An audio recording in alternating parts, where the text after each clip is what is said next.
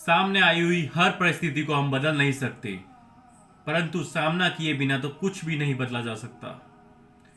नमस्कार दोस्तों, मैं आपका दोस्त पवन आपके लिए एक छोटी सी कहानी लेकर आया हूं आज। ये कहानी है संस्कारों पे। संस्कार जो कहीं खो गए हैं। इस कहानी का शीर्षक है संस्कार जो कहीं खो गए हैं। ये बात है कुछ समय पहले की, जब मैं अपने एक परिचित के घर गया था। जिस वक्त मैं घर में बैठा था, उनकी मेड घर की सफाई कर रही थी। मैं ड्राइंग रूम में बैठा हुआ था। मेरे परिचित फोन पर बात कर रहे थे किसी से। उनकी पत्नी चाय बना रही थी। मेरी नज़र सामने वाले कमरे तक गई, जहां मेड फर्श पर पोछा लगा रही थी। अचानक मेरे कानों में आवाज़ आई, बुढ़िया, अभी ज़मीन पर पोछा लगा है, नीचे पाँव मत उतारना। मैं बार बार यही नहीं करती रहूंगी। मैंने अपने परिचित से पूछा, माँ कमरे में है क्या? परिचित ने हाँ में कहा। जब तक चाय बन रही है मैं माँ से मिल लेता हूँ। उसने हाँ कह दिया। लेकिन रुकिए, अभी अभी शायद पोछा लगा है, सूख जाए फिर जाइएगा। ऐसा हमारे परिचित ने हमसे कहा। क्यों? गीला है तो मेड दोबारा लगाएगी, नहीं लगाएगी तो थोड़े निशान रह जाएंगे फर्श पर, क्या फर्क पड़ेगा? ऐसा मैंने कहा उससे। परिचित थोड़ा हैरान हुए। भैया ऐसा क्यों कर रहे हो? परिचित थोड़ा हैरान हुए, भैया ऐसा क्यों कह रहे हो आप? तब तक कमरे में मैं चला गया था, गीले फर्श पर पांव के खूब निशान उकेरता हुआ। मैं माँ के पास गया। मैंने उनके पांव छुए और फिर उनसे कहा कि चलिए आप भी ड्राइंग रूम में आइए, वहां साथ में बैठकर चाय पीते हैं। चाय बन रही है, भाभी रसोई में चाय बना रही है। मैंने इतना ही कहा था, माँ एकदम घबरा गई। अरे नहीं, अभी फर्श पर पाँव नहीं रखना है, फर्श गीला है ना, मेरे पाँव के निशान पड़ जाएंगे। पाँव के निशान पड़ जाएंगे? वाह, फिर तो मैं उनकी तस्वीर उतार कर बड़ा करवा कर फ्रेम में लगाऊंगा। आप चलिए तो सही।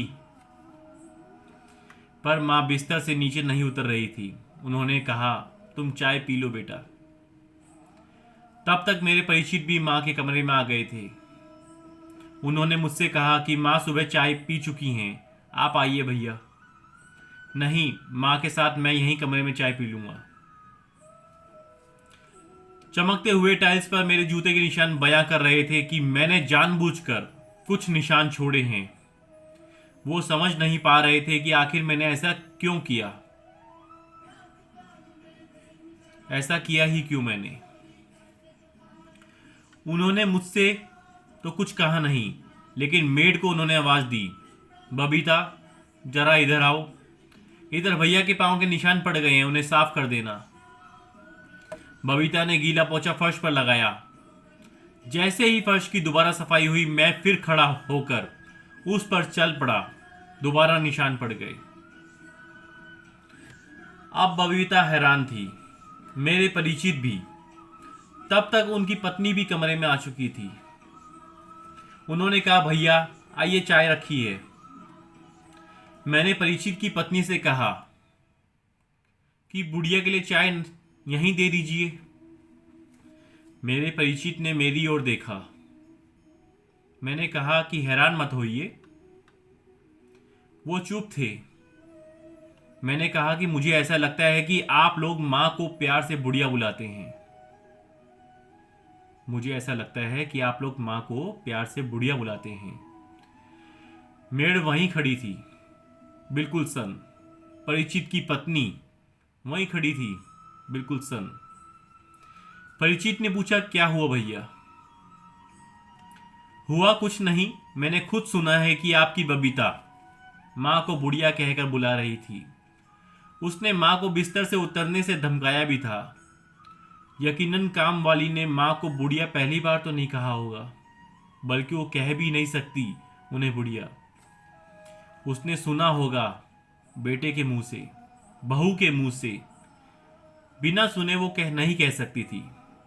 जाहिर है आप लोग प्यार से माँ को इसी नाम से बुलाते होंगे, तभी तो बबीता ने भी कहा।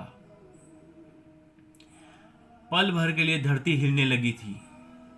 गीले फर्श पर हजारों निशान उभर आए थे। मेरे परिचित के छोटे छोटे पांवों के निशान वहां उभरते हुए। बच्चा भाग रहा है, मां खेल रही है, बच्चे के साथ साथ एक निशान, दो निशान, निशान ही निशान। मां खुश हो रही थी। बेटे के पांव देखकर कह रही है, देखो तो इसके पांव के निशान। बेटा इधर से उधर दौड़ रहा है, दौड़ता जा रहा है पूरे घर में। बुढ़िया रो रही थी। बहू की आंखें झुकी हुई थी। बबीता चुप खड़ी हुई थी। भैया गलती हो गई, अब नहीं होगा ऐसे। भैया बहुत बड़ी भूल हुई मेरी, मुझे माफ करो। मेरे परिचित अपनी आंखें पोंछ रहे थे। मैं चल पड़ा, सिर्फ इतना कहकर कि आंखें ही पोंछनी चाहिए, फर्श को चूम लेना चाहिए जहां मां के पांव के निशान पड़े हों।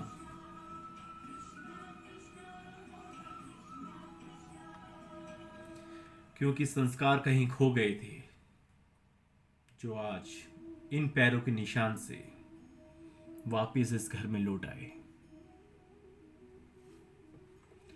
इसी के साथ अंत में चलते चलते मैं यही कहूंगा, पसंद है मुझे उन लोगों से हारना, पसंद है मुझे उन लोगों से हारना जो मेरे हारने की वजह से आज पहली बार जीते हैं।